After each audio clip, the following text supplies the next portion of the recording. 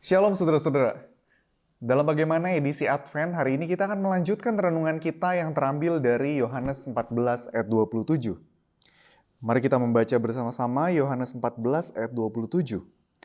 Damai sejahtera kutinggalkan bagimu, damai sejahteraku kuberikan kepadamu, dan apa yang kuberikan tidak seperti yang diberikan oleh dunia kepadamu.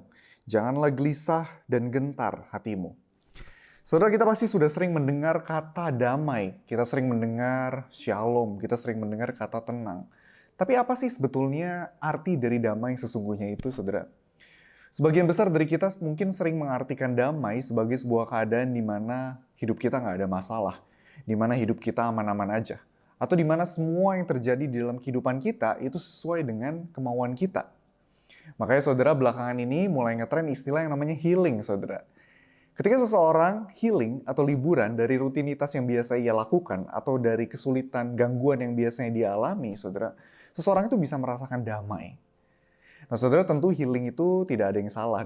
Tidak ada yang salah memang dengan healing, saudara. Saya pun juga melakukannya. Tapi saudara, damai yang diberikan olehnya itu bukanlah damai yang sebenarnya. Karena terkadang healing itu cuma menjadi sebuah pelarian atau hiburan dari kesulitan-kesulitan atau masalah-masalah yang sebenarnya masih ada. Lalu saudara, apa sih sebenarnya damai yang sebenarnya itu? Dalam Injil Yohanes, Yesus menegaskan bahwa damai sejahtera yang sejati berasal dari Dia. Dan damai yang Dia berikan itu berbeda dengan damai yang diberikan oleh dunia, saudara.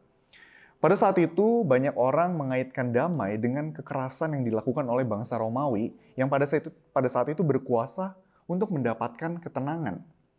Mereka memperoleh ketenangan lewat bagaimana mereka menjajah bangsa lain yang pada saat itu mereka anggap sebagai ancaman atau gangguan, saudara. Apakah mereka kemudian mendapatkan ketenangan? Apakah mereka kemudian mendapatkan kedamaian? Oh iya, saudara. Tapi damai itu bukanlah damai yang sebenarnya. Ada ada ketenangan orang yang dirampas. Ada orang-orang yang dibunuh, ada pihak-pihak yang disiksa, dan ada negeri yang terluka demi bangsa Romawi mendapatkan ketenangan yang mereka harapkan. Saudara, ini jelas berbeda dengan kedamaian yang diberikan oleh Kristus.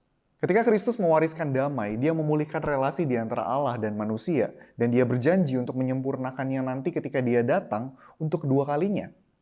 Masalah, kesulitan, kejahatan, itu memang masih akan tetap ada, karena manusia nyatanya hidup di dalam dunia yang berdosa, saudara. Tetapi saudara, kalau kita menyadari bahwa hidup kita digenggam oleh Allah, bahwa hubungan kita dengan Allah sudah dipulihkan, maka kita akan merasa aman, saudara, apapun yang akan terjadi. Damai itu akan melebihi kegelisahan dan kegentaran kita. Saudara, kita perlu belajar bahwa ketika berbicara damai itu tidak berbicara soal ketidakhadiran pergumulan di dalam kehidupan kita. Waktu Yesus membawa damai, Dia tidak menjanjikan bahwa tidak ada masalah di dalam kehidupan kita, tetapi adanya Dia yang menggenggam kehidupan kita. Saudara, kehidupan mungkin masih akan terlihat berat. Pertanyaan soal besok mungkin akan tetap ada, saudara. Tetapi damai Kristus menolong kita untuk melihat bahwa hidup kita berarti. Hidup kita tidak pernah sia-sia, saudara. Saudara, dan inilah keindahan dari damai yang kita miliki, saudara. Inilah keindahan dari damai yang diberikan oleh Kristus, saudara.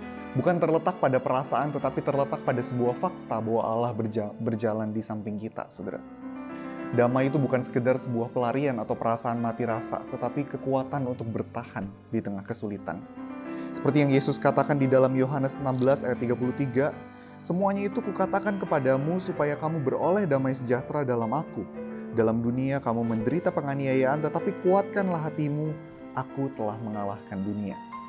Inilah berita baik yang kita dengarkan dan kita dapatkan, saudara, melalui perenungan kita hari ini.